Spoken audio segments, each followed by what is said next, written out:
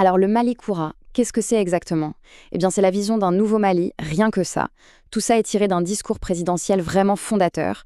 Aujourd'hui, on va décortiquer ensemble les 5 grands piliers de ce projet. C'est un projet ambitieux qui cherche à tout redéfinir, des alliances dans la région jusqu'à la manière de gouverner le pays. Voilà notre programme, en 5 points clés.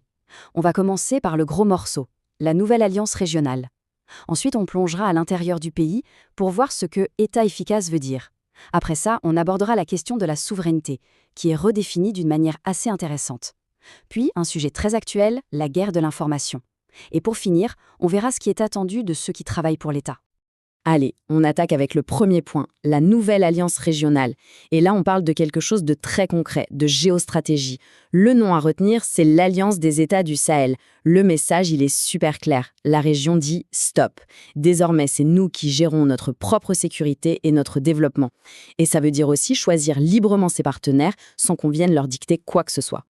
Et attention, ce n'est pas juste des mots sur un papier, c'est loin d'être un concept abstrait. Regardez, l'Alliance, elle se met en place avec des projets très très concrets. On parle d'une confédération qui se structure, d'une force militaire commune qui s'organise, mais ça ne s'arrête pas là. Il y a aussi une banque d'investissement pour financer les projets et même des passeports biométriques communs. On voit bien que l'idée, c'est d'aller vers une intégration vraiment poussée, et vite. Ça va beaucoup plus loin que la simple coopération militaire qu'on a pu connaître. Bon, on a vu la stratégie vers l'extérieur. Maintenant, on change de perspective. On regarde à l'intérieur du pays. C'est le deuxième grand axe, comment transformer l'État. Et là, tout repose sur 2 mots, 2 principes clés, la sobriété et l'efficacité. Sobriété dans les dépenses, bien sûr, et efficacité dans l'action. D'après le discours, c'est la condition sine qua non indispensable si on veut pouvoir financer le développement du pays. Et cette phrase, elle résume vraiment tout. La sobriété n'est pas un slogan, elle est une règle de commandement et une exigence de crédibilité. C'est puissant. Ça veut dire que ce n'est pas une option, pas une simple suggestion. Non, c'est présenté comme une règle de base, une obligation pour gouverner. Et le discours insiste là-dessus. C'est comme ça, et seulement comme ça, que l'État peut redevenir crédible et vraiment souverain.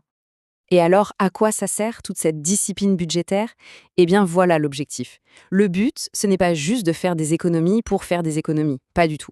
L'idée, c'est de libérer de l'argent pour le réinvestir là où c'est crucial pour les gens. On parle des services essentiels, la santé, l'eau, l'énergie. En fait, le message, c'est la rigueur de l'État, c'est pour améliorer directement le quotidien des citoyens. On arrive maintenant au 3e thème, et celui-là, il est vraiment au cœur de tout, la souveraineté. Mais attention, on pourrait penser indépendance politique, et on aurait raison, mais c'est bien plus que ça. Le discours en parle comme d'un projet total, un projet global qui infuse tous les aspects de la vie du pays. Et ça va même jusqu'à la culture, comme on va le voir tout de suite. Et voilà la phrase qui change tout, qui ramène ce grand concept sur Terre. La souveraineté n'a de sens que si elle améliore la vie des citoyens. Ça, c'est hyper important. Ça veut dire que la souveraineté, ce n'est pas un grand mot en l'air, une idée abstraite pour les discours. Non, elle doit se traduire par du concret, du positif, dans la vie de tous les jours.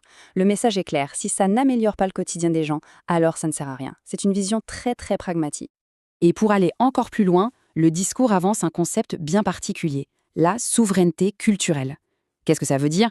Eh bien, l'idée, c'est de dire qu'être souverain, c'est aussi respecter ses propres symboles, mettre en avant ses propres références, son histoire. En clair, il ne peut pas y avoir de véritable indépendance politique si on n'a pas une fierté nationale forte, une conscience claire de qui on est et d'où on vient. Seulement voilà, être souverain au XXIe siècle, ça veut aussi dire qu'on doit faire face à des menaces d'un nouveau genre. Et c'est là qu'on aborde le 4e point, qui nous fait entrer sur un champ de bataille très différent mais absolument crucial aujourd'hui, le front de l'information.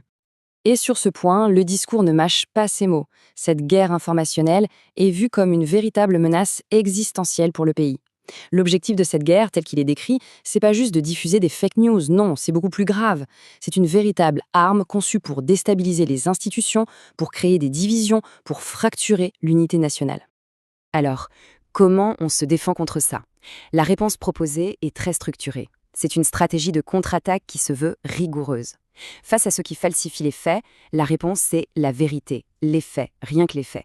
Face aux tentatives de manipulation, on oppose une communication maîtrisée, disciplinée. Et pour lutter contre la méfiance, il faut être réactif. C'est une bataille qui se joue sur le terrain de la rigueur et de la crédibilité. Et on arrive au dernier point, le 5e, qui vient en quelque sorte boucler la boucle. Parce que c'est bien beau d'avoir une vision, que ce soit pour l'alliance régionale ou la souveraineté culturelle, mais comment on fait pour que ça devienne une réalité? Eh bien, tout repose sur un acteur central, l'administration.